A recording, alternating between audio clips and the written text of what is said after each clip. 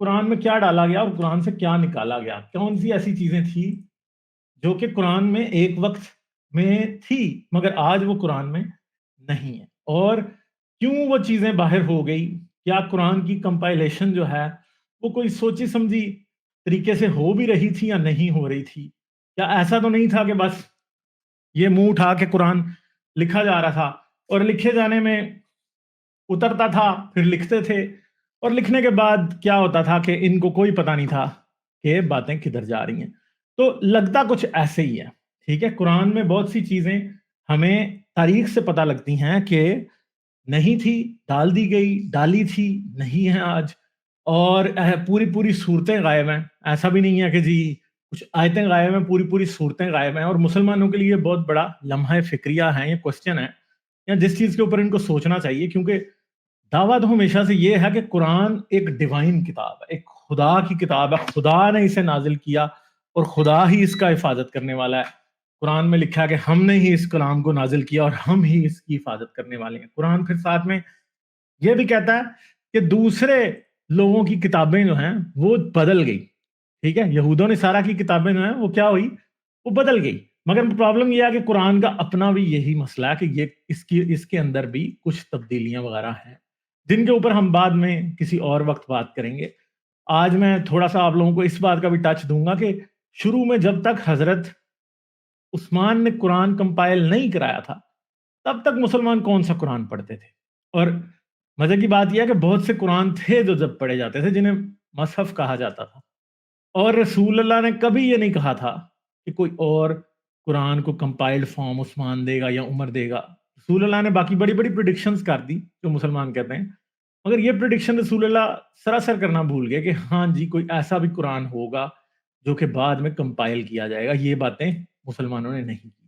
تو یہ جو پورا سلسلہ ہے یہ اس بات کو ثابت کرتا ہے کہ قرآن جو ہے وہ کسی خدا کا علم نہیں ہے، کسی خدا کی اتاری ہوئی کتاب نہیں ہے، یہ بالکل ایک انسانوں کی لکھی ہوئی کتاب ہے، اور اس میں انسان ہی تبدیلیاں کر رہے تھے، انسان ہی اس میں سب کچھ بدل رہے تھے، انسان ہی اس کی ایوولوشن کو ڈرائیو کر رہے تھے، اور بدلتے بدلتے آج جس شکل میں یہ ہمارے پاس ہے وہ آ گیا ہے، ٹھیک ہے؟ جو بھی اس کی ساری ایوولوشن ہے اس کو ہم پارشلی یہاں پہ ڈسکس کریں گے۔ قرآن کی ایوولوشن بھی ایک بڑی لمبی چوڑی جو ہے نا وہ ایک پوری سائنس ہے، اس کے اوپر لوگوں نے بہت ساری کتابیں لکھی ہیں، سارا کچھ جو ہے وہ اس کے اندر بتایا گیا۔ تو چلیں جی ویڈیو کو شیئر کر دیجیے گا اور لائک کرتے جائیں، اور تاکہ یہ ویڈیو اور دوستوں تک پہنچ جائے۔ تو میں جو آج کا کانٹینٹ ہے اس کو شروع کیے دیتا ہوں تاکہ یہ سارا ہم ڈسکس کرتے ہیں۔ تو آج کی اس پریزنٹیشن کا یا آج کے جو میٹر ہے ہمارا جو مین ٹاپک ہے وہ ہے ایڈیشنز اینڈ سبٹریکشنز ان دا قرآن۔ تو اس کو سمجھنے کے لیے کچھ چیزیں ہمیں دیکھنی پڑیں گی کہ ان ایڈیشنز اور سبٹریکشن سے مطلب کیا ہے، ٹھیک ہے؟ تو ایک بڑے مشہور جرمن اسکالر ہیں سالمن رائناک، وہ کیا کہتے ہیں؟ وہ کہتے ہیں کہ from the literary point of view the Quran has little merit, declamation, repetition, puerility, a lack of logic and coherence strike the unprepared reader at every turn۔ تو قرآن کوئی کوہیرنٹ نہیں ہے، یہ بہت ساری جگہوں پہ کانٹراڈکٹ کرتا ہے، اس کے اندر ایک ہی بات 10 جگہ پہ ہوئی، یا لاجک خود ہی اپنی انٹرنل لاجک کو ہی بہت دفعہ یہ کانٹراڈکٹ کرتا رہتا ہے، ایک بات فلاں جگہ پہ ایسے لکھی ہے تو دوسری جگہ پہ دوسرے طریقے سے لکھی ہوگی، جس کی بات جو دونوں ایک دوسرے کے اپوزٹ جا رہی ہوں گی۔ قرآن ایک ایسی کتاب ہے جس میں ایون کے کاؤنٹنگ تک کی غلطیاں ہیں، ٹھیک ہے؟ اس طرح کی کتاب ہے۔ It is humiliating to the human intellect to think that this mediocre literature, کہتا ہے کہ یہ عام سا بالکل نارمل سا لٹریچر کسی ایک سطحی قسم کا جو کہ کوئی عام سا آدمی بھی لکھ سکتا ہے، has been the subject of innumerable commentaries. لوگ اس کے اوپر اس طرح کے فضول سے لٹریچر کے اوپر لوگوں نے ہزاروں کی تعداد میں کامنٹریز یا اس کی تفسیریں کار چھوڑی ہیں، اتنی زیادہ and that millions of men are still wasting time absorbing it۔ اور پھر آج کے دور میں بھی لاکھوں کی تعداد میں، کروڑوں کی تعداد میں لوگ جو ہیں وہ کیا کر رہے ہیں، وہ اس کے اوپر اپنا وقت ضائع کر رہے ہیں، اسے یاد کر رہے ہیں، اس کو سیکھنے کی کوشش کر رہے ہیں۔ یہ ساری باتیں جو ہیں وہ ہیں، مگر ہمارے ذہن میں قرآن کے سے ریلیٹڈ کچھ کوسچنز آتے ہیں کہ قرآن ہم تک پہنچا کیسے، اس کی کمپائلیشن کیسے ہوئی، یعنی اسے کب ایک بک کی فارم میں جو ہے وہ اکٹھا کیا گیا، اور پھر اس کی ٹرانسمیشن یعنی ہم تک یہ پہنچا کیسے، ٹھیک ہے، یعنی جو قرآن ہم تک کیسے پہنچا، اس کی دو امپورٹنٹ باتیں ہیں کہ اسے کمپائل کیسے کیا گیا اور یہ ہم تک پھر کیسے پہنچا، کب یہ لکھا گیا، اسے کس نے لکھا، ٹھیک ہے، اور قرآن نے جہاں سے قرآن کا جو مٹیریل ہے اس کی سورسز کیا ہیں، کیونکہ قرآن میں آپ کو دعوے سے یہ کہہ سکتا ہوں کہ کوئی بھی ایسی چیز نہیں لکھی ہوئی، کوئی کہانی، کوئی کسی نبی کا قصہ، کوئی ہسٹوریکل مینشن جو کہ کسی اور کتاب سے یا کسی اور جگہ سے نہ لیا گیا، ٹھیک ہے، ہر چیز اسی طرح۔ یہ کہانیاں کہاں سے آئی تھی، یہ سارے لیجنڈری قصے جو اس کے اندر لکھے ہوئے ہیں، جو اس کے اندر شریعت کے قوانین لکھے ہیں، یہ قرآن نے کہاں سے لیے تھے، یہ بھی ایک بہت بڑا کوسچن ہے۔ واٹ از دا قرآن، قرآن اصل میں ہے کیا ہے، کیونکہ ایک تو بات ہمیں یہ پتا ہے کہ کبھی بھی اب ادھر بات آئی ہے کہ کوئی بھی ٹیکسٹس ریسپٹس نہیں تھا، کہ ایسا کوئی ٹیکسٹ نہیں تھا جو کہ رسول اللہ خود چھوڑ کے گئے تھے، ٹھیک ہے، قرآن کا، اس لیے کہ پھر قرآن ہم کس چیز کو قرآن کہتے ہیں، کیا حضرت محمد نے سوچا تھا کہ ایک کتاب ہوگی جو کہ اس کے اندر کوئی دو تین جس کے اندر کوئی 1100-1200 صفحے ہوں گے، اس کے اوپر جو ہے وہ عربی میں قرآن لکھا ہوگا، نیچے انگلش میں اس کی ٹرانسلیشن ہوگی یا اردو میں اس کی ٹرانسلیشن ہوگی، اور اس کے اوپر ایک ہارڈ کور ہوگا جو گرین کلر کا ہوگا، اوپر گولڈن انک سے اسے جو ہے القرآن الکریم لکھا ہوگا یا دا گلوریس قرآن لکھا ہوگا یا قرآن مجید لکھا ہوگا یا قرآن حکیم لکھا ہوگا، یہ کیا حضرت محمد نے کبھی سوچا تھا؟ تو یہ باتیں تو ہمیں پتہ ہیں، اور پھر ہمیں یہ بھی دیکھنا ہے کہ یہ کتنا اتھینٹک ہے، ٹھیک ہے، یہ بھی ایک علیحدہ کوسچن ہے، ٹھیک ہے۔ پھر یہ ہے کہ کیا پرافٹ محمد نے خود قرآن کو کمپائل کرایا تھا، اسے بک کی فارم میں اکٹھا کرایا تھا؟ ہمیں پتا ہے کہ اس بات کا آنسر جو ہے وہ نو میں۔ جب قرآن حضرت محمد کے اوپر قرآن جب وہ 40 سال کے تھے اس وقت سے لے کے ان کی موت تک تقریباً 23 سال تک نازل ہوتا رہا، یعنی تقریباً 599 میں کسی ٹائم قرآن ان پہ 510 میں کسی ٹائم ان کے اوپر قرآن نازل ہونا شروع ہوا، اور جب وہ 632 میں مرے اس ٹائم تک قرآن پورا 610 میں شروع ہوا، 632 میں جب وہ مرے تب تک قرآن پورا ہو چکا تھا، ٹھیک ہے۔ اب یہ نہیں پتا کہ رسول اللہ کی موت کے وقت تک کتنا قرآن جو تھا وہ لکھی ہوئی فارم میں تھا اور کتنا اورل طور پہ تھا کہ لوگوں کو یاد تھا بس۔ اور پھر اسلامک ہسٹری میں یہ باتیں لکھی ہوئی ہیں کہ جب حضرت محمد مرے تو اس وقت ان کی طرف سے کوئی ایک بھی ایسا جو ہے وہ مینوسکرپٹ نہیں تھا جو کہ حضرت محمد نے خود مینٹین کیا ہو یا ان کے قبضے میں ہو، یعنی حضرت علی کے مصحف کی تو بات آتی ہے، عبداللہ بن مسعود کے مصحف کی بات آتی ہے، ٹھیک ہے، اور لوگوں کے مصحفوں کی بات آتی ہے جو قرآن لکھ رہے تھے، مگر حضرت محمد کا اپنا کوئی مصحف نہیں تھا۔ اس کی وجہ یہ کہتے ہیں کہ حضرت محمد خود پڑھے لکھے نہیں تھے، وہ لکھ اور پڑھ نہیں سکتے تھے، خیر مگر یہ بات ہے کہ یہ ایکسکیوز بھی ایک چھوٹی ایکسکیوز ہے، کیونکہ لکھنا اور پڑھنا اگر ان کو نہ بھی آتا ہو تو تب بھی وہ اپنے پاس ایک کاپی اس کی ضرور رکھ سکتے ہیں جسے کوئی اور پڑھ سکتا ہے۔ دوسری بات یہ بھی ہے کہ اسلامک سورسز کے مطابق یہ پتہ لگتا ہے کہ اگر حضرت محمد کو شروع میں پڑھنا اور لکھنا نہیں بھی آتا تھا تو آخر تک شاید وہ پڑھنا جان چکے تھے، اس لیے لکھنا شاید نہیں بھی جانتے ہوں تو پڑھنا وہ جان چکے تھے، اس لیے ان کے پاس کوئی تو مصحف ہونا چاہیے تھا۔ اور اس بارے میں اسپیکولیٹ بھی کیا جا سکتا ہے کہ شاید حضرت محمد کے پاس کوئی مصحف ہو جس کا ہم نہیں جانتے، مگر اسلامی تاریخ اس بارے میں مکمل طور پہ نگیٹ کرتی ہے، مگر یہ بات کو پیورلی اسپیکولیشن پہ لیجئے گا، اس کو یہ نہ سمجھیے گا کہ اس کی کوئی سورس ہے کہیں، مگر مجھے یقیناً اس بات پہ حیرانگی ہے کہ حضرت محمد کا اپنا کوئی بھی مصحف یا کاپی آف قرآن نہیں تھی، ٹھیک ہے جی۔ پھر جو حدیث ہے، جو تاریخ ہے، وہ یہ بتاتی ہے کہ رسول اللہ کو جب وحی ملتی تھی تو حضرت جبرائیل جو ہیں وہ ان کو وحی دیتے تھے یا ان پہ وحی آتی تھی، تو اس کے بعد حضرت محمد جو ہیں وہ مسجد نبوی میں اس وحی کو پڑھ کے سنایا کرتے تھے، اور جب وہ اس کو پڑھ کے سنایا کرتے تھے تو صحابہ اسے یاد کر لیا کرتے تھے یا پھر اسے لکھ لیا کرتے تھے۔ تو قرآن 23 سال تک نازل ہوتا رہا، یہ ایک بڑی چھوٹی سی کتاب ہے، پورا قرآن جو ہے وہ بائبل کی نیو ٹیسٹمنٹ کے برابر اس کا سائز ہے، اور اس کے اندر اور اس کو 23 سال لگے نازل ہونے میں، ٹھیک ہے۔ اور بائبل کا نیو ٹیسٹمنٹ اگر مجھے کوئی کتاب لکھ دے اس کے برابر لکھنے کی تو میں آپ کو 5 دن میں اس کے برابر کی کتاب لکھ کے دکھا سکتا ہوں، اور قرآن کو 23 سال لگے۔ پھر پہلی بار جو قرآن کی تدوین ہوتی ہے، کلیکٹ کیا جاتا ہے کتاب کی شکل میں، وہ ابو بکر کے دور میں ہوتا ہے۔ حضرت ابو بکر صدیق جو تھے وہ حضرت محمد کی وفات کے فوراً بعد خلیفہ بن گئے تھے، اور اگلے 2 سال وہی خلیفہ رہے، اور اس کے بعد ان کی وفات ہو گئی، ٹھیک ہے۔ تو حضرت ابو بکر کے دور کے دوران حضرت عمر کو اس بات کی فکر ہوئی کہ بہت سارے مسلمان جنہوں نے قرآن یاد کیا ہوا تھا وہ مسلم احزاب کے ساتھ جنگ میں مارے گئے رضا وارز کے اندر. تو حضرت عمر کو یہ فکر پڑ گئی کہ اگر ہم نے قرآن لکھوایا نا کیا ہوگا کہ جی قرآن جو ہے وہ دنیا سے غائب ہو جائے گا, یہاں بہت سارا قرآن ہو جائے گا, اس طرح سے غائب ہو جائے گا. اور حضرت عمر کی یہ جو بات ہے ہمیں یہ ثبوت اس کا یہ بھی ملتا ہے کہ واقعی بہت سا قرآن جو ہے وہ بعد میں ضائع ہو چکا تھا, جس کا آج مسلمانوں کے پاس اس کا کوئی کانٹینٹ نہیں. ٹھیک ہے, تو خطرہ کیا تھا کہ قرآن کے کچھ پورشنز جو ہیں وہ بالکل ہی ضائع ہو جائیں گے, کسی کے پاس بھی وہ باقی نہیں بچیں گے. ابو بکر نے پھر اپنا کنسنٹ دے دیا, اس نے کہا ٹھیک ہے آپ کر لو ایسے. پھر زید بن ثابت تھا جسے کہا گیا کہ وہ قرآن کو اکٹھا کرے, اور اس نے کس چیزوں سے اکٹھا کیا؟ حدیث میں آتا ہے فرام پیسز آف پیپائرس, کاغذ یعنی پیپائرس کے کاغذ سے, فلیٹ سٹونز پتھروں کے اوپر لکھا ہوا تھا, پام لیوز کھجور کے پتوں پہ, shoulder blades and ribs of animals اور جانوروں کی ہڈیوں کے اوپر, پیسز آف لیدر چمڑے کے ٹکڑوں کے اوپر, ووڈن بورڈز لکڑی کی تختیوں کے اوپر, as well from the hearts of men. تو اس نے ان سب جگہوں سے قرآن کو اکٹھا کیا زید بن ثابت نے. پھر زید نے کیا کیا, جب اس نے یہ سب کچھ اکٹھا کر لیا تو اس نے ایک مصحف تیار کیا. جب وہ مصحف کمپلیٹ ہو گیا تو اسے چمڑے کے ٹکڑوں پہ لکھا گیا, اور پھر اس کی جو ایک کاپی تیار ہوئی تھی اسے حضرت ابو بکر کے حوالے کر دیا گیا.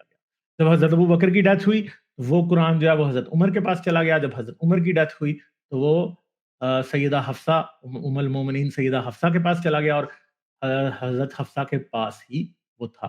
پھر دور آ گیا حضرت عمر کا. ٹھیک ہے, مگر ایک اور بات ہے کہ حضرت ابو بکر کی کمپائلیشن سے متعلق بڑی کنفیوژن ہے, کیونکہ ٹریڈیشنز میں, حدیثوں میں, تاریخ میں جب بھی یہ سامنے آتی ہے اس میں ٹریڈیشن جو ہے وہ آپس میں سارا کلیش کرتا ہے. In some historical traditions Abu Bakr is one who makes the suggestion. کچھ ہسٹوریکل ٹریڈیشن ایسے ہیں جس میں کہا جاتا ہے کہ حضرت ابو بکر نے خود یہ مشورہ دیا تھا. کچھ میں یہ کہا جاتا ہے کہ حضرت علی نے یہ مشورہ دیا تھا کہ قرآن کو لکھ لیا جائے, اور کچھ شیعہ ورژنز ایسی ہیں جو کہ یہ کہتی ہیں کہ یہ ابو بکر اور عمر نے تو قرآن اکٹھا کیا ہی نہیں, یہ تو حضرت علی نے قرآن اکٹھا کیا تھا. زید بن ثابت, حضرت ابو بکر, حضرت عمر, ان سب کو کھڈے لائن لگا کے حضرت علی کو کیا دیا جاتا ہے کہ انہوں نے قرآن اکٹھا کیا. مگر دوسری بات یہ بھی ہے کہ پھر کچھ ہسٹورینز یہ بھی کہتے ہیں کہ جنگ یمامہ میں جو لوگ مرے تھے ان لوگوں کو پورا قرآن کیسے یاد ہو سکتا تھا, اور کون سے حصے قرآن کے ایسے ہو سکتے تھے کہ جو کہ ان کے مرنے کی وجہ سے غائب یا گم ہو جائیں گے یا بھلا دیے جائیں گے. کیونکہ جنگ یمامہ میں جو لوگ مرے تھے وہ نئے مسلمان تھے, ان میں پرانے مسلمان کم تھے. ٹھیک ہے, تو انہیں کیسے سارا قرآن ان کو پتا تھا. ٹھیک ہے, کچھ لوگ یہ بھی اعتراض کرتے ہیں, اب یہ اعتراض ویلڈ ہے یا نہیں ہم اس کی بات نہیں کر رہے ہیں, ہم صرف یہ بات کر رہے ہیں کہ اعتراض کیا جاتا ہے. ٹھیک ہے, پھر یہ بھی کہا جاتا ہے کہ حضرت ابو بکر کے انڈر جو کلیکشن ہوئی اس کی کاپی کو آفیشیل سٹیٹس ویسا کیوں نہیں ملا جو حضرت عثمان کے انڈر کمپائلیشن ہوئی تھی. ٹھیک ہے, کیونکہ ایک پہلی کمپائلیشن تو حضرت ابو بکر کے انڈر ہو گئی. حضرت ابو بکر نے مگر قرآن کو پھر بھی سٹینڈرڈائز کرنے کی کوشش نہیں کی. لوگوں کے اپنے مصحف سے اپنی کاپیز تھی, وہ ان کو ہی پڑھے جا رہے ہیں. حضرت علی کا اپنا ہے, حضرت عبداللہ بن مسعود کا اپنا ہے, باقیوں کے سب کے اپنے اپنے مصحف جو ہیں وہ چل رہے ہیں. حضرت ابو بکر نے یہ کوشش بھی نہیں کی, نہ انہوں نے یہ کوشش کی کہ مدینے میں جو اور لوگوں نے لکڑیوں پتھروں پہ قرآن لکھا اسے غائب کرا دیا جائے, جلوایا جائے. یہاں انہوں نے یہ بھی کوشش نہیں کی کہ یار اس قرآن کہیں ایسا تو نہیں ہے لوگ کہیں جھوٹا قرآن لکھ رہے ہیں تو ہم سٹینڈرڈائز ورژن کریں. ٹھیک ہے, کچھ لوگ یہ کہتے ہیں کہ یہ کہانی جو ابو بکر کی کمپائلیشن ہے یہ ایک سراسر جھوٹ ہے, جسے قرآن کی کمپائلیشن کو یا تدوین کو رسول اللہ کی موت کے قریب تر لے جانے کی کوشش کی. ٹھیک ہے, اور کچھ لوگ تو پھر یہ بھی باتیں کرتے ہیں کہ یار جب اس کو ادھر تک لے ہی گئے تھے تو رسول اللہ کی زندگی میں کیوں نہیں لے گئے. تو پھر کچھ لوگ ایسے کہتے ہیں کہ شاید حضرت محمد کی موت کے بعد یہ بات بالکل 100% ثابت تھی کہ حضرت محمد نے قرآن کبھی بھی تدوین نہیں کرائی. دوسرے لوگ یہ بات کرتے ہیں کہ قرآن حضرت محمد کی زندگی میں یہ حیثیت رکھتا ہی نہیں تھا اللہ کے کلام کی, یا پھر ایسی کہ جی اس کے اوپر ہی ہم نے چلنا ہے, بلکہ یہ عبد الملک کے دور میں ایک کتاب جب سامنے آئی تو بعد میں اس کتاب کی بیک سٹوری ڈیولپ کی گئی. ٹھیک ہے, اور اس کتاب کو پھر پیچھے کی طرف لے جایا گیا اور اسے ابو بکر اور عثمان کے متھے لگایا گیا، اس سے پہلے یہ باتیں نہیں تھی. ٹھیک ہے جی. اور یہاں پھر مسلمانوں میں اس بات کا ایک وہی نہیں تھا، ایک نوشن ہی نہیں تھا یا انڈرسٹینڈنگ ہی نہیں تھی کہ اس قرآن کو حضرت محمد تک پیچھے ٹریس کرنے کی ضرورت بھی ہے. جو قرآن وہ پڑھ رہے تھے وہ جیسا بھی تھا، وہ کمپائلڈ تھا، ان کمپائلڈ تھا، جیسا بھی تھا، بس وہ پڑھے جا رہے تھے اور اس کے اوپر وہ یقین رکھتے تھے. اور یقین کتنا رکھتے تھے اس بارے میں بھی بہت سارے کوسچنز اٹھ جاتے ہیں، کیونکہ اگر بہت زیادہ یقین رکھتے ہوتے تو ظاہری بات ہے کہ ان کے دل میں ہوتا کہ اس کو پراپرلی کمپائل کرایا جائے گا. تو صرف یہی نہیں لگتا کہ حضرت محمد قرآن کو کمپائل کرانا بھول گئے تھے، یہ بھی لگتا کہ عبد الملک کے دور میں جب قرآن سامنے آیا تو عبد الملک نے صرف اور صرف اسے رائل اتھارٹی کی بیس پہ انفورس کرا دیا. اس نے یہ مناسب نہیں سمجھا کہ اس کی کوئی بیک سٹوری بنائیں. مگر جب تک عباسیوں کا وقت آیا تو انہیں اس بات کا مسئلہ تھا کہ وہ امیدوں کی اتھارٹی کے اوپر قرآن کو لے نہیں سکتے تھے آن فیس ویلیو. تو انہیں پھر ایک بیک سٹوری ڈیولپ کرنی پڑی. تو یہ جتنی بھی بیک سٹوری ہے یہ عباسیوں کے دور میں ڈیولپ کی گئی ہے. ٹھیک ہے. جو لوگ تھوڑی بہت قرآن کی تدوین سے متعلق سمجھتے ہیں باتیں یا قرآن سے سمجھتے ہیں باتیں، وہ لوگ یہ بات سمجھ گئے ہوں گے. اگر کسی اور کو سمجھ نہ آئی ہو تو مجھ سے آ کے کوشچن پوچھیے گا، میں آپ کو ضرور اس بات کو ڈیٹیل میں بتا دوں گا کہ امید اور عباسیوں کی آپس میں دشمنی کیا تھی اور کیا مسئلہ تھا. ٹھیک ہے جی. پھر 644 سے 656 کے درمیان میں جو ہے یہ کہا جاتا ہے کہ حضرت عثمان کا دور تھا اور حضرت عثمان کے دور میں قرآن کو اکٹھا کیا گیا. ٹھیک ہے. قرآن حضرت عثمان کا پھر ادھر بھی ڈسپیوٹنگ ریکارڈز ہیں. ٹھیک ہے کہ حضرت عثمان کا ایک جنرل تھا جس نے دیکھا کہ فوج کے لوگ جو ہیں وہ آپس میں لڑ رہے ہیں مختلف صوبوں میں، قرآن کو کس طرح پڑھنا ہے اس بارے میں. تو اس نے حضرت عثمان کو خط لکھا یا اس نے حضرت عثمان کو کہا کہ قرآن کو اکٹھا کر لیں، کیونکہ اگر آپ اکٹھا نہیں کریں گے تو ہمارے فوج آپس میں لڑ رہی ہے، فوج کے اندر ڈسپیوٹ ہے. ٹھیک ہے. اب یہ مسئلہ ایسا ہے کہ ہمیں اب ادھر سوچنے کی بات ہے کہ جنرل نے کیوں خط لکھا یا جنرل نے کیوں کہا. کیا عام لوگوں کے درمیان قرآن کے اوپر جو اختلاف تھا اس میں کچھ مسئلہ اور تھا، تو فوجیوں کے درمیان جب مسئلہ پیدا ہوا تو تبھی قرآن کو لکھنے کی ضرورت کیوں پیش آئی؟ اس بارے میں بھی بہت سے لوگ جو ہیں وہ کوسچن اٹھاتے ہیں کہ یار یہ کیا بات ہے کہ فوج میں جب اختلاف ہوا قرآن کو پڑھنے پہ تو تبھی قرآن کی تدوین کی بات آئی، پہلے نہیں آئی. عثمان نے پھر زید بن ثابت کو بلایا اور اسے کہا کہ قرآن کی ایک ورژن تیار کر. ٹھیک ہے. عثمان نے پھر تاریخ میں یہ بھی آتا ہے کہ قریش کے 3 معتبر ترین فیملیوں میں سے 3 لوگ لیے، ٹھیک ہے، سرداروں میں سے، اور انہیں کہا کہ قرآن کو پڑھا جائے. ٹھیک ہے. اور جب انہوں نے قرآن کو پڑھنا شروع کیا اور انہوں نے حفصہ کے مصحف سے قرآن کو کمپیئر کرنا شروع کیا، اور جس ورژن پہ یا جس طرح قرآن کی ریسائٹیشن پہ یا قرأت کے جس کے اوپر وہ ایگری کرتے تھے اس کے اوپر قرآن کو لکھا جاتا ہے. اگر تو وہ تینوں ایگری ہوتے تھے تو ٹھیک ہے، صحیح ہے. اگر وہ ایگری نہیں ہوتے تھے تو زید بن ثابت ان میں فیصلہ کرتا تھا کہ قرآن کس طرح سے پڑھا جائے گا. ٹھیک ہے. اور قریش کا ڈائلیکٹ جو ہے وہ فالو ہونا تھا. کوئی کسی اور کا، کسی بصرہ کا، کسی دمشق کا، کسی نجدی کا، کسی کوفی کا، یہ کسی کا بھی ڈائلیکٹ فالو نہیں ہونا تھا. قریش مکہ کا ڈائلیکٹ فالو ہونا تھا کہ ان کی طرح کی باتیں کرنی چاہیے. ٹھیک ہے. تو کاپیز آف نیو ورژن جو پھر کاپیز بنی ان کو حضرت عثمان کی ڈیتھ کے قریب کسی ٹائم بنی، انہیں کوفہ، بصرہ، دمشق، مکہ اور مدینہ ان سب جگہوں پہ رکھا گیا. ٹھیک ہے. بھیجا گیا اور ایک کاپی جو ہے مدینہ والی وہ حضرت عثمان کے قبضے میں رہی. ٹھیک ہے. باقی جتنے بھی قرآن مدینہ میں تھے ان سب کو مکہ میں یا آگے پیچھے کہیں بھی ان سب کو جلا دیا گیا. مگر ہمیں آگے یہ بھی بات آئے گی کہ ہمیں یہ بھی پتا ہے کہ سب قرآن جلائے نہیں جا سکے تھے، کیونکہ اسلامی سلطنت بہت بڑی ہو چکی تھی. بہت سے صحابی ایسے تھے جن کے مصحف تھے وہ مدینے میں تھے بھی نہیں. حضرت عثمان نے مدینے کے مصحف جلوا بھی دیے اگر، تو کہیں ایسے بھی صحابی تھے، کوئی کوفے بیٹھا تھا، کوئی دمشق بیٹھا تھا، کوئی مصر بیٹھا تھا، کوئی شام بیٹھا تھا، ان کے مصحف پھر بھی نہیں جل سکے. بلکہ لوگوں نے کچھ جگہوں پہ ایسا بھی محسوس ہوتا ہے کہ لوگوں نے مصحف اپنے چھپا دیے تھے. پھر حضرت عثمان کی جو مصحف ہے اس کی کمپائلیشن پہ بھی کافی کوسچنز آ جاتے ہیں. اس میں کیا ہے کہ جو عربی حضرت عثمان کے قرآن میں موجود تھی وہ کوئی ڈائلیکٹ نہیں ہے. ٹھیک ہے. وہ کوئی ڈائلیکٹ نہیں ہے بلکہ وہ ایک عام عربی ہے جو کہ اس ٹائم سب لوگ ہی لکھتے تھے، یا بعد والوں نے لکھنی شروع کی. اس ٹائم تو نہیں، بعد والوں نے.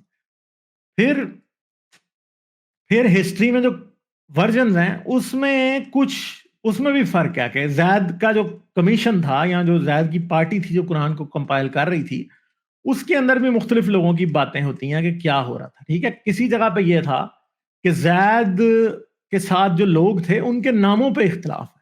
ٹھیک ہے, جیسے کچھ کئی جگہوں پہ ایسے لوگوں کے بھی نام لکھے ہیں جو کہ عثمان کے دشمن تھے. ٹھیک ہے, اور کچھ جگہوں پہ ایسے لوگوں کے نام لکھے ہیں جو کہ اس وقت سے پہلے ہی مر چکے تھے, عثمان کے دور سے بھی پہلے. ٹھیک ہے, اور کوئی ایسی بھی ورژن ہے سٹوری کی جس میں زید بن ثابت کا کوئی ذکر ہی نہیں ہے. ٹھیک ہے جی, قرآن کی کمپائلیشن میں زید بن ثابت کا کوئی ذکر نہیں ہے. ٹھیک ہے, اور دوسری بات ہے کہ آرکیولوجیکلی کبھی یہ اسٹیبلش ہو ہی نہیں سکا کہ حضرت عثمان کے انڈر کوئی بھی قرآن کی کمپائلیشن ہوئی تھی. اور ہمیں جو بھی ملتا ہے وہ کب ملتا ہے, وہ حضرت عثمان کے دور سے 200 سال بعد جا کے ہمیں یہ پتہ لگتا ہے کہ قرآن کی تدوین کیسے ہوئی تھی. پھر اس کے بعد قرآن کی کمپائلیشن جو حضرت عثمان ہے, اس کے لیے کچھ اور بھی سیریس قسم کے الیگیشنز لگتے ہیں جس کی بنیاد پہ اس کو ریجیکٹ کیا جا سکتا ہے, جس میں سے ایک یہ ہے کہ باقی کی جتنی بھی ان آفیشیل ورژنز تھیں جو کہ آرمی کے سولجرز کے درمیان تھی, وہ کہاں سے آئی تھی. ٹھیک ہے, اب ایک بات ہے نا کہ آرمی کے سولجرز جو تھے وہ انہیں کوئی قرآن سکھا رہا تھا, شاید کوئی کاپی بھی تھی, اور مصحف تو تھے. ٹھیک ہے, مصحف تو تھے, ہمیں پتا ہے عثمان کے وقت سے پہلے بھی قرآن کے مصحف یا کاپیز تھی. وہ کاپیز کون لکھ رہا تھا, کہاں سے آئی تھی, کس نے بنائی تھی, یہ بھی بہت بڑے بڑے کوسچن ہیں. ٹھیک ہے, پھر کچھ پولیٹیکل کوسچنز بھی آتے ہیں کہ عثمان کی جو کمپائلیشن تھی اسے دوبارہ سے ابو بکر کی کمپائلیشن کو ماڈیفائی کیوں کرنا پڑا, کیونکہ اگر ابو بکر نے ایک قرآن کی کاپی بنا کے دے دی تھی تو عثمان کو نئے سرے سے کیوں بنانی پڑی. اب اس پہ کچھ لوگ یہ کہیں گے کہ ابو بکر کی کاپی جو تھی وہ جو قرت کا مسئلہ تھا یا کس ڈائلیکٹ میں قرآن کو پڑھنا ہے اس کو پراپرلی سالو نہیں کرتا تھا, تو عثمان کا قرآن بھی یہ مسئلہ سالو نہیں کرتا تھا, کیونکہ اس بات پہ تمام اسلامک ہسٹری کا اجماع ہے کہ حضرت عثمان کے قرآن کے اوپر اعراب نہیں لگائے گئے تھے, اور وہ اس کوفی اسکرپٹ میں تھا جس میں نقطوں کا بھی پرابلم اپنی جگہ پہ کھڑا ہوا ہے, اور اس قرآن کی بیس کے اوپر آپ کبھی بھی یہ نہیں اس قرآن کی بیس پہ آپ کبھی بھی ان مسئلوں کو حل نہیں کر سکتے. Objects on the preservation of وحی. ٹھیک ہے, تو آبجیکشنز کیا ہیں, جو وحی بھی پریزرو تھی یا نہیں. جتنی بھی ٹریڈیشنل سٹوریز قرآن کے اندر لکھی گئی ہیں اور قرآن جتنا بھی تھا اس کا سارا برڈن عربوں کی میموریز پہ ڈال دیا جاتا ہے, اور جتنے بھی اسلامی ملا ابھی آپ پوچھ لیں جا کے یا پرانے ہسٹورینز پوچھ لیں, ان کا ایک بڑا آسان سا آرگومنٹ ہے, جی عربوں کی یاداشت بڑی زبردست تھی, عربوں کی یاداشت بڑی زبردست تھی, جی عرب تو جی بھولتے نہیں تھے, جی ان کی تو بڑی زبردست یاداشت ہوتی تھی, اور ان کی یاداشت تو کاغذ اور قلم سے زیادہ اسٹرانگ تھی, چیزیں لکھنے کے بجائے یاد وہ رکھ لیا کرتے تھے. مگر مسئلہ یہ ہے کہ یہ یاد رکھیں گے, اور پھر یہ بھی کہا جاتا ہے کہ جب اتنے زیادہ لوگوں نے ایک چیز یاد کر لی تو پھر تو پرابلم نہیں ہوتا.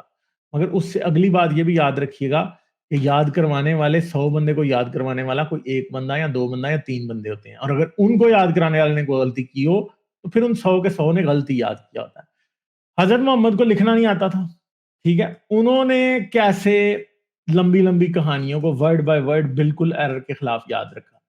ٹھیک ہے, یہ مسلمان کبھی بھی نہیں مانیں گے کہ حضرت محمد کی میموری میں کوئی پرابلم ہو سکتا ہے, مگر ہمیں یہ پتا ہے کہ حضرت محمد کی میموری میں پرابلم ہو سکتا ہے because he was just a human. یہ نبوت وغیرہ والا مسئلہ تو ظاہری بات ہے کہ ہم تو سیکولر پرسپیکٹو سے دیکھتے ہیں, ہم تو نہیں مانتے. ٹھیک ہے, حضرت محمد کے جو کمپینینز ہیں انہوں نے بہت سی آیتیں وغیرہ یاد کی ہوئی تھی, اور مسلمان کبھی اس بات کو ذرا بھی وزن دینا پسند نہیں کرتے کہ وہ کچھ بھول بھی سکتے تھے. مگر آگے میں آپ کو یہ بتاؤں گا بھی کہ بہت سی چیزیں تھیں جو یہ بھول بھی گئے, جو کہ اسلامی تاریخ اور حدیث خود ہی بتا رہی ہے کہ بھول گئے ہوں. ٹھیک ہے, اور دوسری بات ہے کہ جتنے بھی اورل ٹریڈیشنز ہوتے ہیں, نظمیں ہوتی ہیں, لوگ انہیں بدل دیتے ہیں, وہ بدلی جاتی ہیں اوور ٹائم, اور لوگوں کی میموری کے اوپر یہ ریلائے نہیں کیا جا سکتا کہ کون سی ٹھیک ہے. فرض کریں کہ جی کچھ لوگوں نے قرآن کی ایک سورت یاد کی ہوئی ہے, وہ سورت بے شک صرف 10 لائنوں کی ہو, تو لوگوں کی میموری فیل کر جاتی ہے. ایک بندہ مصر چلا گیا, دوسرا بندہ بصرہ چلا گیا, مصر والے نے کچھ سنا دیا, دوسرے نے بصرہ والے نے کچھ سنا دیا. اب مصر اور بصرہ والوں کو علیحدہ علیحدہ ورژن یاد ہے. اب جب مصر اور بصرہ والا ملے گا تو وہ آپس میں کہے گا او ہو یہ میرا قرآن یہ کہہ رہا ہے, تمہارا یہ کہہ رہا ہے. ٹھیک ہے, تو یہ چینجز ہوتی ہیں. مسلمانوں نے بعد میں ان چینجز کو ریزالو کر لیا, ٹھیک ہے, کہ انہوں نے ایک ورژن کو دوسری ورژن کے اوپر پریسیڈنس دے دی, مگر مسئلہ یہ ہے کہ اس بات کو ڈینائی نہیں کیا جا سکتا کہ ایک سے زیادہ ورژنز نہیں تھی. پھر دوسری بات ہے کہ ہم پروفٹ کے کمپینینز کو یا صحابہ کو کیسے یہ سمجھ سکتے ہیں کہ رسول اللہ نے اگر قرآن کی تلاوت کی ہے تو ہر صحابی نے جو سنا ہے اس کو پرفیکٹلی صحیح سمجھ آئی. کئی بار میں ادھر سٹریم کے دوران کچھ ورڈز بول رہا ہوتا ہوں, لوگوں کو نہیں سمجھ آتے, میرے بولنے میں غلطی ہوتی ہے, کسی کا کوئی سننے کا مسئلہ ہوتا ہے, کوئی کسی کا سپیکر نہیں صحیح کام کر رہا ہوتا. اب مسجد نبوی میں ایسا نہیں ہوتا ہوا کہ کوئی پیچھے سے زیادہ دور بیٹھا ہے, کوئی ایسا دن نہیں ہو سکتا کہ جس دن بہت تیز ہوا چل رہی ہے اور پیچھے سے کھڑے بیٹھنے والوں کو بالکل سنائی نہیں صحیح دے رہا, یا کسی دن بجلی چمک رہی ہے تو ان کو نہیں سنائی دے رہا, یا کسی کے کان میں کوئی مسئلہ ہے. کوئی صحابی جو تھے, جس صحابی کو کسی نے مطلب میدان جنگ میں چپیڑیں پڑی ہیں اور کان کا پردہ پھٹ گیا, تو آپ کیا سمجھتے ہیں کہ اس کو بالکل صحیح سنائی دے رہا ہوگا کہ حضرت محمد کیا بول رہے ہیں؟ یہ 100 قسم کے مسئلے ہیں جن کے بارے میں ہم باتیں کر سکتے ہیں, اور یہ ہیومنلی پاسبل نہیں ہے کہ ایک کتاب جس کی لینتھ جو ہے وہ نیو ٹیسٹمنٹ جتنی ہے یا اس سے زیادہ ہے, وہ کتاب اورلی کوئی یاد رکھ سکتا ہے. ایسے نہیں ہے, ٹھیک ہے. اگر آپ نے اس کو لکھا نہیں تو اس کا مطلب ہے کہ it's always up for changes, اس کے اندر کچھ نہ کچھ گڑبڑ ہو سکتی ہے جو کہ ہمیں پتہ ہوئی, اور میں بعد میں آپ کو آگے بتاؤں گا بھی کہ کیا کیا گڑبڑیں ہوئی اس کو. آج کے مسلمان کیا سمجھتے ہیں کہ قرآن کیا ہے؟ وہ یہ سمجھتے ہیں کہ قرآن جو ہے نا, جو ان کے پاس ہے ایگزیکٹلی وہی کاپی حضرت عثمان نے اس کی تدوین کرائی تھی, حضرت عثمان نے کمپائل کرایا تھا وہ قرآن. جو نمبر اس پہ لگے ہیں, جو چیپٹرز لگے ہیں, جو سپارے ہیں, جو سورہ ہے, یہ سب کچھ حضرت عثمان نے لگایا تھا. مگر میں آپ کو یہ بتا دوں کہ حضرت عثمان کے بہت بعد تک قرآن کے اوپر جو ہیں آیت نمبر نہیں لگائے گئے تھے, اور بہت سے جو مصحف ہیں اس وقت کے قرآن میں, ان میں سورہ کا بھی ڈفرنس ہے. کچھ ایون کہ کچھ جگہوں پہ سورتوں کا ہی یہ نہیں ہے, اور کچھ جگہوں پہ ایڈیشنل سورتیں بھی ہیں, ٹھیک ہے. پھر مسلمان یہ بھی مانتے ہیں کہ حضرت عثمان کے مصحف کے اندر رسول اللہ پہ جتنا بھی قرآن نازل ہوا تھا, جتنی آیتیں نازل ہوئی تھی, وہ سب کی سب آیتیں حضرت عثمان کے قرآن میں موجود تھی, اور آج جو قرآن ان کے پاس ہے اس میں بھی وہ سب آیتیں موجود تھی. مگر یہ بات this thing cannot be further from the truth, کہ یہ حقیقت سے اس بات کا کوئی تعلق نہیں, ٹھیک ہے. عثمان کا جو قرآن تھا وہ ایک یونیورسل قرآن تھا, اور ایک یونیورسل کمپائلیشن تھی جس پہ سب لوگ ایگری ہو گئے تھے. یہ بھی بات غلط ہے, ٹھیک ہے, کیونکہ اس پہ بھی اختلاف ہے. پھر اسلام کی آرتھوڈاکس پوزیشن کیا ہے کہ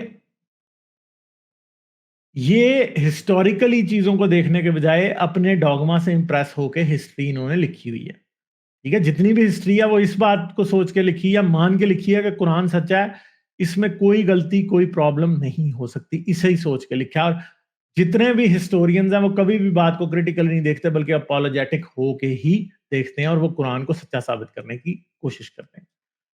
مگر شروع کا جو اسلام تھا اس کے جو اسکالر تھے وہ کیا یہ مانتے تھے کہ قرآن میں کوئی تبدیلی نہیں ہوئی؟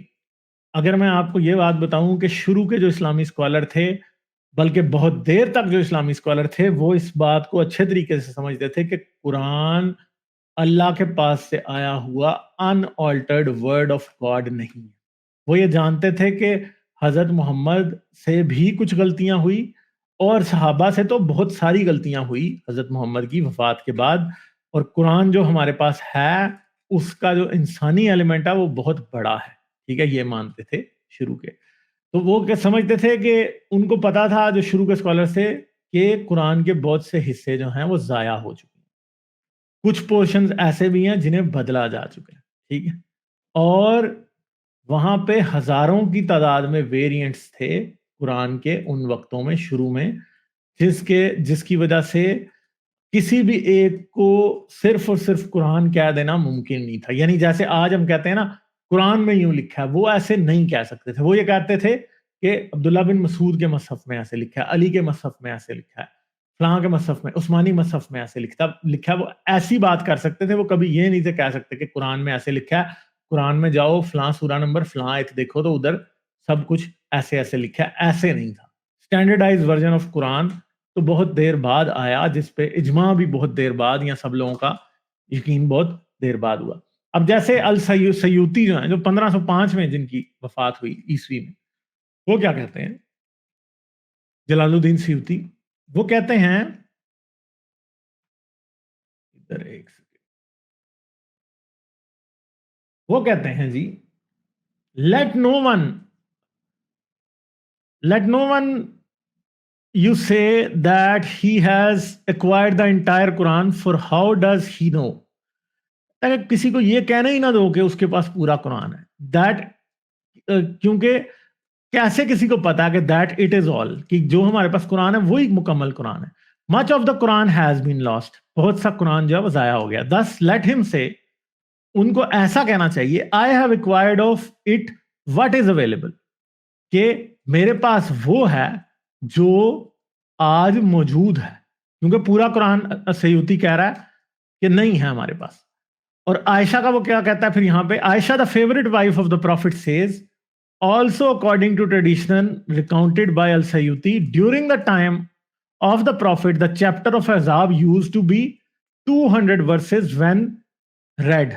When Uthman edited the copies of Quran, only the current verses were recorded. تو کیا کہتا ہے کہ سورہ احزاب کی 200 سے زیادہ آیتیں عائشہ سے روایت ہے کہ ہوتی تھی، مگر جب عثمان نے قرآن کی کمپائلیشن کرائی تو اس میں اتنی ہی ورسز رہ گئی جو کہ آج ہے. پھر السیوطی اور کیا کہتا ہے، وہ ابی بن کعب کی بات کرتا ہے، جو کہ ان 4 لوگوں میں سے شامل ہیں جن کو رسول اللہ نے کہا تھا کہ ان سے قرآن سیکھنا. This famous companion asked one of the Muslims, how many verses in the chapter of Ahzab؟ تو اس نے کہا 70 verses, 73 verses. تو اس نے کسی دوسرے صحابی سے پوچھا یا تابعی سے پوچھا کہ تمہارے پاس سورہ احزاب میں کتنی آیتیں ہیں؟ اس نے کہا 73 آیتیں ہیں. پھر ابے نے اس کو بتایا it used to be almost equal to the chapter of the cow. اس نے کہا کہ یہ سورہ بقرہ کے برابر تھی آل. ٹھیک ہے جی، صحیح ہے. And included the verse of stoning, اور اس نے کہا کہ اس میں آیت رجم بھی تھی.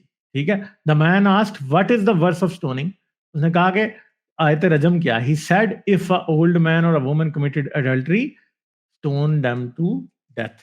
تو آج ہمیں یہ پتا ہے کہ آیت رجم کی بات آگے ابھی ہم اور حدیثوں کی روشنی میں بھی آیت رجم کی بات کریں گے. تو جلال الدین سیوطی نے جو بات کی وہ بات حدیثوں سے بھی کنفرم ہوتی ہے، اور سیوطی نے کہا کہ جی یہ قرآن جو تمہارے پاس ہے اس میں جو سورہ احزاب ہے وہ سورہ بقرہ جتنی لمبی تھی، اب سورہ احزاب کی آج 73 ورسز ہیں، سورہ بقرہ کی 286 ورسز ہیں. اس کا مطلب ہے کہ سورہ احزاب کی 200 سے 210 سے زیادہ ورسز جو ہیں وہ کیا ہیں، 213 ورسز سورہ تقریباً سورہ احزاب کی آج نہیں. ٹھیک ہے. اتنا لمبا جو ہے وہ، اتنا لمبا قرآن جو ہے وہ ٹوٹلی لاسٹ ہو چکا ہے جس کا کوئی پتہ ہی نہیں ہے. ٹھیک ہے. پھر دوسری بات ہے کہ حضرت محمد کی جب ڈیتھ ہوئی تو کوئی سنگل ڈاکومنٹ ایسا نہیں تھا جس پہ سب کا اجماع ہو کہ یہ قرآن ہے. ٹھیک ہے.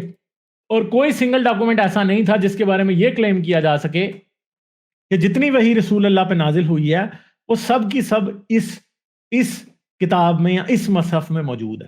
عثمانی مصحف کے بارے میں نے آپ کو پہلے کہا کہ یہ دعویٰ ہی نہیں کیا جا سکتا کہ اس کے اندر جو وحی رسول اللہ پہ مکمل طور پہ نازل ہوئی تھی اس کی تمام آیتیں اس قرآن کے اندر عثمانی مصحف میں، یا ہم جو کہتے ہیں آج جو ہمارے پاس قرآن ہے اسے عثمانی مصحف ہی کہا جاتا ہے، اس کے اندر وہ ساری مکمل آیتیں کوئی بھی یہ دعویٰ نہیں کر سکتا کہ موجود ہیں. ٹھیک ہے.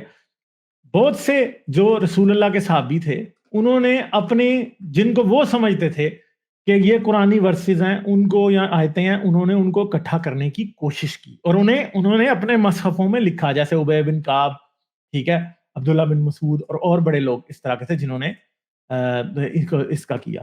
تو پھر کافی ایسے لوگ تھے کہ جن کے کوڈسز یا جن کے مصحف موجود تھے حضرت عثمان کے وقت میں بھی اور اس سے بعد بھی. ٹھیک ہے. جس میں ابی بن کعب، ابن مسعود، ٹھیک ہے، علی ابو بکر الاسود اور اس طرح سے کچھ اور مصحف بھی ہیں. یہاں پہ صرف 5 کا میں نے نام لکھا ہے، اس کے علاوہ بھی اور بہت سے مصحف موجود تھے. ٹھیک ہے. جو کہ اسلامی دنیا میں پھیلے ہوئے تھے. اور جیسے جیسے اسلام پھیلتا گیا اور بڑے بڑے شہروں تک پہنچا تو پھر ہر شہر سے ان کا اپنا کوڈس یا اپنا مصحف نکل رہا تھا. جیسے اسلامی تاریخ میں بہت سے مصحفوں کے نام آتے ہیں جن میں مکہ کا مصحف، مدینہ کا مصحف، دمشق کا مصحف، کوفہ کا مصحف، بصرہ کا مصحف، ٹھیک ہے، مصر کے پھر مصحف، ان کے نام جو ہے وہ بار بار آتے ہیں. ٹھیک ہے, تو ان مصحفوں کے نام ہمیں اس ٹائم بھی ملتے ہیں جب حضرت عثمان کا قرآن ابھی جو ہے اس کی تدوین نہیں ہوئی تھی. بعد میں قرآن نے کیا کیا, یہ ایک کیوس تھا, پورا اتنا بڑا کیوس تھا کہ کسی کو سمجھ ہی نہیں آ رہا تھا کہ یار اب میں کون سے مصحف کو دیکھوں. وہ ابی بن کعب کے دیکھے, عبداللہ بن مسعود کے دیکھے, حضرت علی کے شیعان علی جو تھے وہ حضرت علی کے مصحف کو فالو کر رہے ہیں, کوئی الاسود کا کر رہا ہے, کوئی کسی کا, پھر دمشق کا اپنا ہے, کوفے کا اپنا ہے, بصرہ کا اپنا ہے. اور اب یہ جو سارے جو تھے ادھر ایک اتنا بڑا جھگڑا پڑا ہوا تھا کہ کریں تو کریں کیا. تو اس لیے پھر یہ کہتے ہیں کہ عثمان نے اس جھگڑے کو سالو کیا, مگر مسئلہ یہ ہے کہ ہمیں اس بات کا کوئی ثبوت نہیں ملتا کہ عثمان نے اس جھگڑے کو سالو کیا, کیونکہ ان سب مصحفوں کا ذکر ہمیں عباسیوں کے دور تک مل رہا ہوتا ہے, اور آل امیہ کے دور میں تو یہ تھا. بلکہ عبد الملک نے جب قرآن کی تدوین کرائی اس کے بعد بھی یہ مصحف اپنی اپنی جگہوں پہ موجود تھے, اور قرأت کے مسئلے بھی اس کے بعد موجود تھے. اسلامی تاریخ سے اس بات کا اچھے طریقے سے ہمیں پتہ چل جاتا ہے کہ قرأت کے مسئلے بھی اور مصحفوں کے مسئلے بھی اس وقت تک موجود تھے. ایون کہ اگر یہ کہیں کہ ہم عبد الملک کے وقت پہ قرآن کا مسئلہ حل ہو گیا تھا, تو افسوس کے ساتھ یہ کہنا پڑتا ہے کہ اس بات میں کوئی صداقت نہیں ہے کہ عبد الملک کے وقت تک بھی قرآن کا مسئلہ حل ہوا تھا. بلکہ اگر حقیقی طور پہ آرکیولوجیکل ایویڈنس کو دیکھتے ہوئے اور مسلمانوں کی اپنی تاریخ کو دیکھتے ہوئے دیکھا جائے تو قرآن کے اندر اختلاف کا مسئلہ عباسیوں کے دور میں جا کے حل ہوتا ہے, جو کہ 750 عیسوی کے بعد شروع ہوتا ہے. صرف قرآن کے بارے میں جو آج انڈیپینڈنٹ ہسٹورینز ہیں, جو کہ اسکالرز ہیں, وہ یہ کہتے ہیں کہ قرآن پہ اختلاف کا مسئلہ بھی رسول اللہ کی موت سے یا وفات رسول سے, وصال رسول سے 200 سے 250 سال بعد جا کے ہی سالو ہوتا دکھائی دیتا ہے. وہ اس کو تقریباً 850 اے ڈی کے آس پاس کہیں سالو ہوتا ہوا دیکھتے ہیں, جو کہ رسول اللہ کے وقت سے تقریباً بہت بعد کا وقت ہے, تقریباً 200 سال سے بھی زیادہ بعد کا وقت ہے. دوسری بات ہے کہ کیا حضرت عثمان نے جو قرأت کا مسئلہ, قرأت کیا پروناؤنسیشن, ٹھیک ہے, ایک آدمی جو ہے وہ ایک آدمی جھگڑا کو جھگڑا کہہ رہا ہے, دوسرا جھگڑے کو جھگڑا کہہ رہا ہے, کچھ اس طرح کے مسئلے سالو کرنے کی کوشش کرنے جا رہے تھے. تو اگر عثمان کا جو کوڈیکس تھا, جو عثمان کا مصحف تھا, وہ قرآن کے اندر جو پروناؤنسیشن کے مسئلے تھے ان کو حل کر رہا تھا, تو پھر اس کے بعد بھی ہمیں ویریئنٹ ریسائٹیشنز یا جو قرأتوں کا مسئلہ ہے وہ کیوں ملتا ہے؟ کیونکہ قرآن عثمانی مصحف تو کہتے ہیں کہ جی کر ہی رہا کیا تھا, ویریشن کا, ریڈنگ کی ویریشن کا, یعنی قرأت کا مسئلہ حل کر رہا, مگر ویریشنز تو ہمیں عباسیوں کے دور تک مل رہی ہیں, بلکہ قرأت کے مسئلے جو ہیں وہ عباسیوں کے دور میں بہت زیادہ جھگڑا ان پہ ہوتا تھا. ٹھیک ہے, پھر دوسری بات ہے کہ اب ہر لینگویج میں دو ٹائپ کے لیٹرز ہوتے ہیں, ایک ہوتے ہیں کنسوننٹس, دوسرے ہوتے ہیں واولز. اب جو عثمانی مصحف ہے یا جو کوفک اسکرپٹ ہے اس میں کنسوننٹس تو ہیں مگر واولز کا کوئی پراپر انتظام نہیں ہے. ٹھیک ہے, یعنی کنسوننٹس کون سے ہوں گے, اے بی سی ٹی ڈی, یہ سارے کنسوننٹس ہیں, اور واولز کون سے ہیں, اے ای آئی او یو. ٹھیک ہے, تو اب یہاں پہ صرف یہی نہیں تھا, جیسے یہاں پہ دیکھ لیں for example A B from A T, اور یعنی A B T T H, ان کے ساؤنڈز کا کوئی پراپر انتظام میں ڈفرینسیشن میں نہیں تھا. پھر اور سے بہت سے لیٹرز جو تھے, several other letters, F and Q, J and H and KH, S and D, R and Z, S and SH, D and DH, T and Z were indistinguishable. یعنی F, فے اور کاف کے درمیان میں فرق نہیں ہو سکتا تھا, کیونکہ فے اور دو نقطوں والی کاف ایک ہی طریقہ لکھی جاتی ہے. جیم اور ہے ان میں فرق نہیں ہو پاتا تھا. ٹھیک ہے, اور اس طرح سے فرق جو عثمانی مصحف ہے وہ ان باتوں میں فرق کر ہی نہیں سکتا تھا. اس کی وجہ سے بہت ساری ویریئنٹ ریڈنگز آ گئی. اچھا, اب مسلمان پھر وہی بات آ جاتی ہے کہ او جی ہماری میموری بڑی اچھی تھی, ہم بڑے اچھے تھے جی, ہمیں تو ہمارے صحابی تو کبھی کچھ بھولتے نہیں تھے.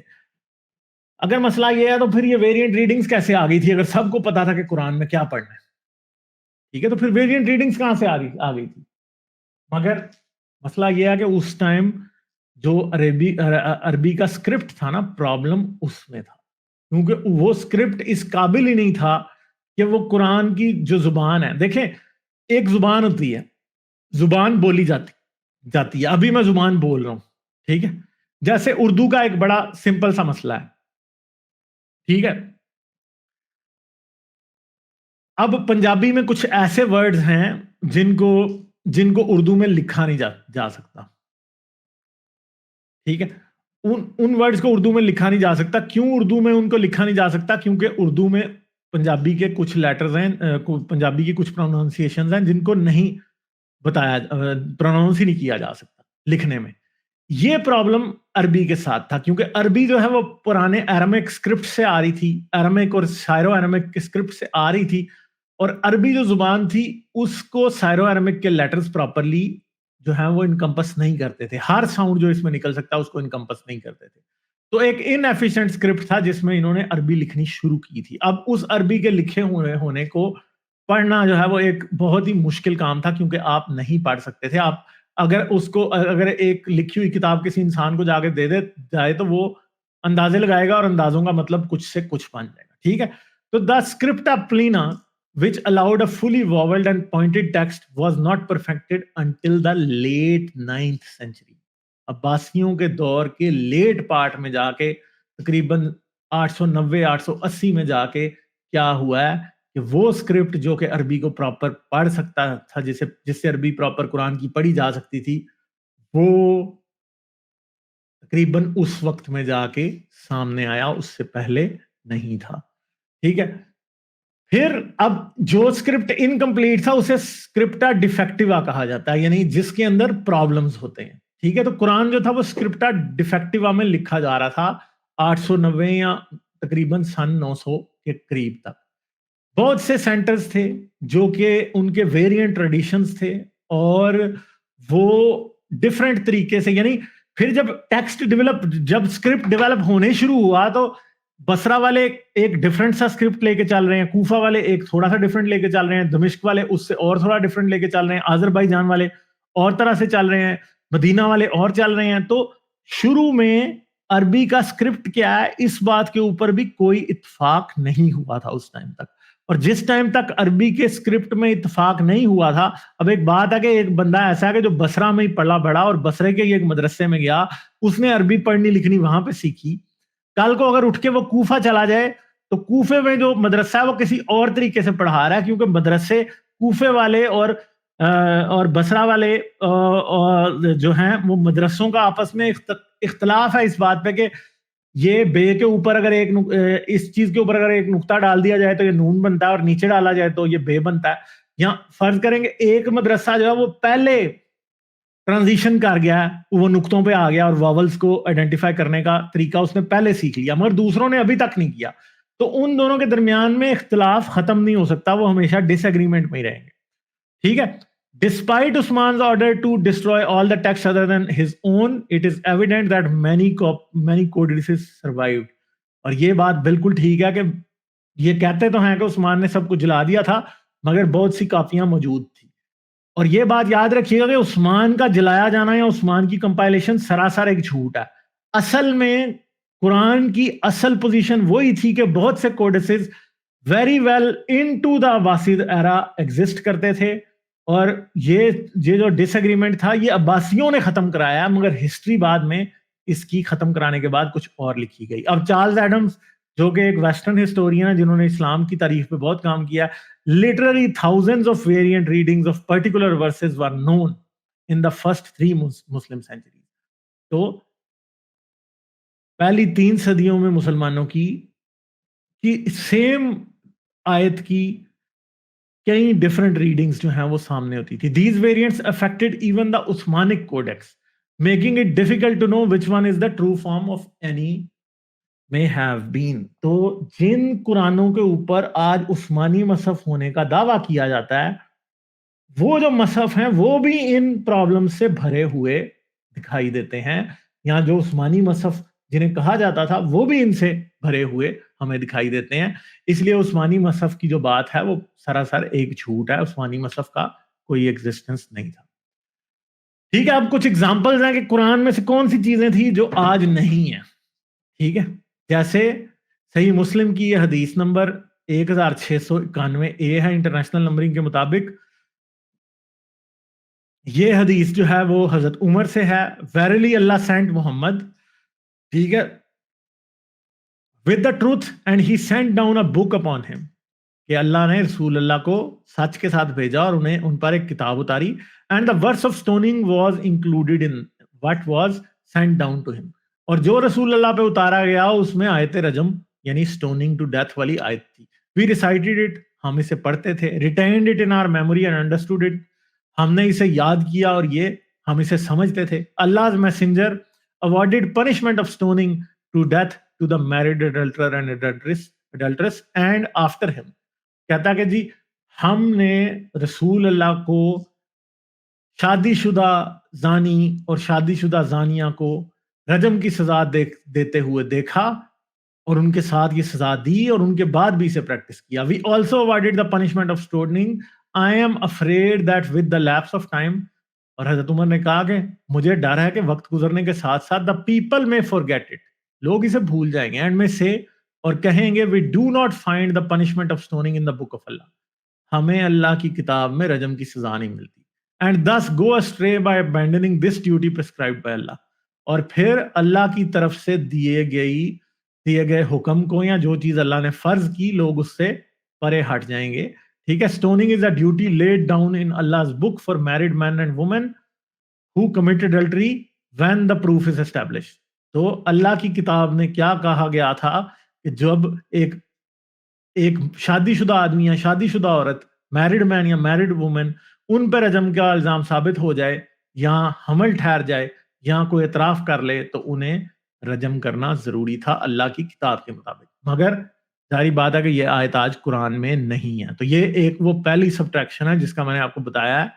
حدیث کی کتابوں سے بھی ثابت ہو جاتا ہے کہ بہت سی چیزیں جو قرآن میں ہونی چاہیے تھی وہ آج نہیں ہے. اور آیت رجم منسوخ نہیں ہے, یہ ان منسوخ آیتوں میں نہیں آتی جن کا کبھی کبھی مسلمان ذکر کرتے ہوئے دکھائی دیتے ہیں کہ ناسخ و منسوخ والا مسئلہ. پھر سنن ابن ماجہ کی ایک حدیث ہے جس کے اندر حضرت ام المومنین حضرت عائشہ کہتی ہیں کہ رجم کی آیت اور بڑی عمر کے آدمی کو 10 بار دودھ پلا دینے کی آیت اتری, اور یہ دونوں آیتیں ایک کاغذ پر لکھی ہوئی میرے تخت کے نیچے تھی. جب نبی اکرم صلی اللہ علیہ وسلم کی وفات ہوئی اور ہم آپ کی وفات میں مشغول تھے, ایک بکری آئی اور وہ کاغذ کھا گئی. تو پھر آیت رجم کا صرف اور صرف ہمیں ثبوت جو ہے, پہلے میں نے آپ کو جلال الدین سیوطی کا پڑھ کے دکھایا, اس نے بھی حضرت عائشہ کی اس کی حدیث کا ذکر کیا. پھر میں نے آپ کو حضرت عمر کی حدیث دکھائی, وہ اس میں بھی اس کا ذکر ہے. اور اب میں نے آپ کو سنن ابن ماجہ کی حدیث دکھا دیا جو کہ صحیح حدیث ہے جس میں اس آیت کا ذکر ہے جو کہ آج قرآن کا حصہ نہیں ہے. تو قرآن کیا مسلمانوں کے پاس وہ قرآن ہے جو کہ حضرت محمد پہ نازل ہوا تھا یا حضرت محمد کی زندگی میں تھا؟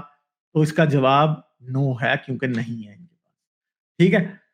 پھر ایک اور چیز ہے کہ کچھ آیتیں ایسی ہیں جن کے بارے میں یہ کہا جا سکتا ہے کہ یہ آیتیں جو ہیں وہ شاید بعد کے ایڈیشن ہیں. ٹھیک ہے. تو ایک حدیث ہے صحیح بخاری کی 4999 4989. ٹھیک ہے. حضرت زید بن ثابت نے بیان کیا کہ حضرت ابو بکر رضی تعالیٰ عنہ نے اپنے زمانہ خلافت میں مجھے بلایا اور کہا کہ تم رسول اللہ صلی اللہ علیہ وسلم کے سامنے قرآن لکھتے تھے, اس لیے اب بھی قرآن تم ہی تلاش کرو. میں نے تلاش کی اور سورہ توبہ کی آخری 2 آیتیں مجھے حضرت خزیمہ انصاری کے پاس لکھی ہوئی ملی. ان کے سوا اور کہیں یہ 2 آیتیں نہیں مل رہی تھی.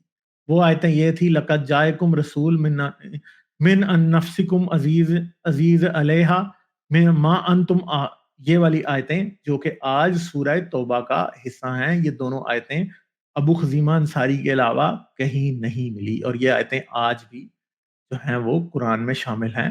تو اگر یہ حضرت علی سے نہیں نکلی, حضرت ابو بکر کو خود نہیں یاد تھی, حضرت زید کو خود نہیں یاد تھی, کسی بھی اور کو یاد نہیں تھی اور ابو خزیمہ کے پاس ہی صرف لکھی ہوئی تھی, تو اس کا مطلب ہے کہ یہ شاید ابو خزیمہ نے ہی انوینٹ کی تھی, اور ہمارے پاس اس بات کو ماننے کی کوئی ضرورت نہیں ہے کہ یہ آیتیں جو ہیں واقعی رسول اللہ پہ اتری تھی, کیونکہ کسی اور کو تو یاد ہوتی. کیا جب قرآن یہ نازل ہوا تھا اور رسول اللہ نے مسجد نبوی میں یہ آیتیں پڑھی تھی صحابیوں کے سامنے, تو اس وقت صرف ابو خزیمہ اکیلا ہی تھا مسجد نبوی میں موجود, اور کوئی نہیں تھا. اس بات سے ہمیں یہ پتہ لگتا ہے کہ یہ ایک جھوٹ ہے. ٹھیک ہے.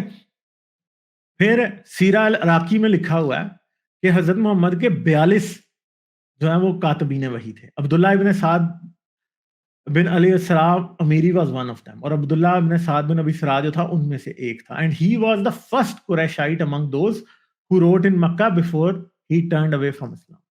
تو یہ پہلے جتنے بھی لوگ لکھ رہے تھے قریش مکہ میں سے یہ پہلا تھا جسے رسول اللہ نے وحی لکھنے پہ جو ہے وہ مامور کیا. He started saying I used to direct Muhammad wherever I willed.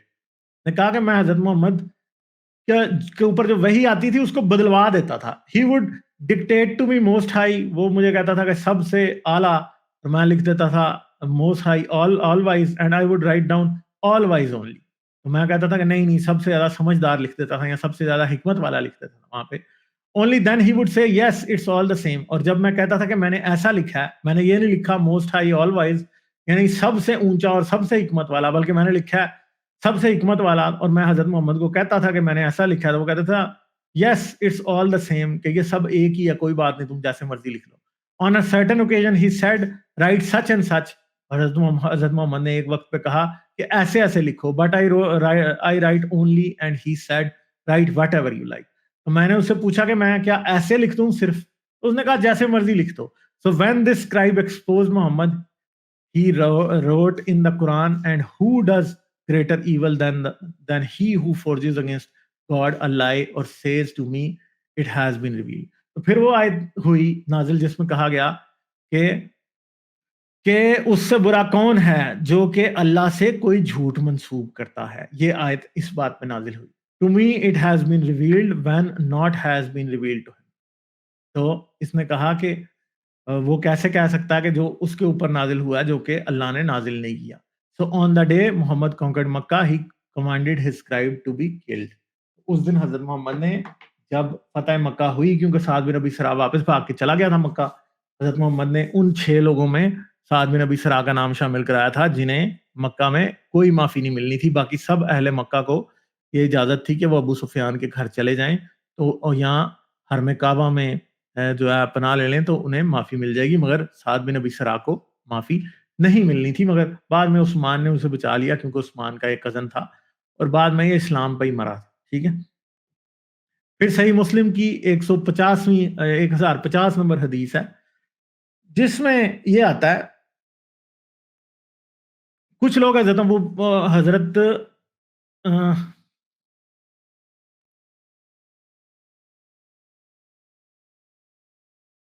Abu Musa اشری کے پاس آئے اور انہوں نے کہا ابو حرب, اچھا authority of father Abu Musa Ashari sent for the reciters of Basra. تو قرآن میں جو بصرہ میں جو لوگ قرآن کی تلاوت کیا کرتے تھے, ابو موسیٰ اشری نے ان کو بلایا. They came on to him and they were 300 in number. اور 300 لوگ آئے حضرت ابو موسیٰ اشری کے پاس. They recited the Quran and he said, انہوں نے ان کے سامنے قرآن پڑھا اور انہوں نے کیا کہا, you are the best among the inhabitants of Basra. تم بصرہ کے رہنے والوں میں سے سب سے بہترین لوگ ہو. For you are the reciters among them. کہ تم ان کے درمیان میں قرآن کی تلاوت کرتے ہو. So continue to recite it. تو تم اس کی تلاوت کرتے رہو. But better bear in mind, مگر یہ یاد رکھنا that your reciting for a long time may not harden your hearts as we harden the hearts of those before you. کہ تم ایسی اتنی زیادہ تلاوت کرتے ہو کہ ایسا نہ ہو کہ تمہارے دل سخت ہو جائیں جیسا کہ تم سے پہلے لوگوں کے ہو گئے تھے. We used to recite a surah. ہم ایک ایسی سورہ پڑھا کرتے تھے which resembled in length and severity to سورہ برات. سورہ برات جیسی تھی وہ, اور سورہ برات سے ہی ملتی جلتی تھی, اس کی لینتھ بھی یعنی کہ اتنی لمبی تھی اور اس سے ملتی جلتی تھی. I have however forgotten it with the exception of this which I remember out of it. کہتا ہے مجھے سب کچھ بھول گیا اس میں سے, مگر کچھ حصہ مجھے یاد ہے جو کہ کچھ ایسا ہے. If there were 2 valleys full of riches for the son of Adam, کہ اگر آدم کے بچوں کو جو ہے 2 وادیوں میں سے 2 وادیاں دی جائیں جن کے اندر دنیا جہاں کی دولت ہو, he would long for a third valley. تو وہ کہے گا کہ مجھے تیسری ایک اور ان جیسی مل جائے. And nothing would fill the stomach of the son of Adam but dust. اور آدم کے بیٹوں کا پیٹ جو ہے وہ خاک کے علاوہ کوئی اور چیز نہیں بھر سکتی. And we used to recite the surah which resembled one of the surahs of Musabbihat. and I have forgotten it. कहता है कि मुझे वो भी भूल गई है. But remember this much of it, O people who believe, why do you say that which you do not practice? कि तुम वो क्यों कहते हो जिस पे तुम अमल नहीं करते. And this is recorded in your necks as well as witness against you, and you would be asked about it on the day of resurrection. तो इधर अबू मूसा अशरी ने कुछ कुरान की ऐसी 2 सूरतों का जिक्र कर दिया जो कि बाद के कुरान में मौजूद ही नहीं थी और इन बसरा वालों को याद भी नहीं थी, और वो ये बता रहा था कि ये भी आयतें, ये भी सूरतें थी. ठीक है. फिर अब बात यह है कि यहाँ पे हम सही मुस्लिम की बात कर रहे हैं, तो सही बुखारी भी इस बात को कंफर्म कर रही है. ठीक है. यहाँ पे क्या है, इब्ने हरीज ने खबर दी, उन्होंने कहा कि मैंने अता से सुना और इब्ने अब्बास रज़ी अल्लाह अन्हु से सुना, कहा कि मैंने रसूलुल्लाह सल्लल्लाहु अलैहि वसल्लम से सुना, हजरत ने फरमाया कि अगर इंसान के पास माल भेड़ बकरी की पूरी वादी हो तो वो चाहेगा कि उसे वैसी ही एक और मिल जाए, और इंसान की आंख मिट्टी के सिवा और कोई चीज नहीं भर सकती, और जो अल्लाह से तौबा करता है वो इसकी तौबा कबूल करेगा. इब्ने अब्बास रज़ी अल्लाह अन्हु ने कहा, मुझे मालूम नहीं कि कुरान में से है या नहीं. बयान किया कि मैंने इब्ने जुबैर रज़ी अल्लाह अन्हु को ये मंबर पर कहते सुना था. ठीक है. तो एक जगह इसे वैलिड सूरा के तौर पे एक सहाबी कह रहा है, दूसरी तरफ इब्ने अब्बास ये कह रहे हैं कि जी मुझे याद ही नहीं है कि जो है ना हमारे पास ये आयत जो है वो क्या थी, ये आयत थी या वैसे बात थी. ठीक है जी. ये वो सारी चीजें हैं जो कि कुरान में कभी थी, कुरान की तदवीन से मुतल्लिक मसाइल. ठीक है. जो कि कभी सोचा जाता था, ये जिसका हमारे बारे में सबूत हमें मिलता है कि ये चीजें थी मगर आज नहीं. ठीक है. तो मुसलमानों के पास ये इनकी अपनी तारीख की किताबों में से ही सब कुछ लिखा हुआ है, कोई ऐसा नहीं है जो कि मैं अपने पास से बता रहा हूँ, और जितनी इंडिपेंडेंट हिस्ट्री है वो भी ये सारी बातों को ऊपर आज ईमान रखती है. लाइक, शेयर और सब्सक्राइब करना मत भूलें. इसके साथ साथ आप मेरे चैनल को पेट्रियन पर सपोर्ट कर सकते हैं. पेट्रियन का लिंक वीडियो की डिस्क्रिप्शन में है.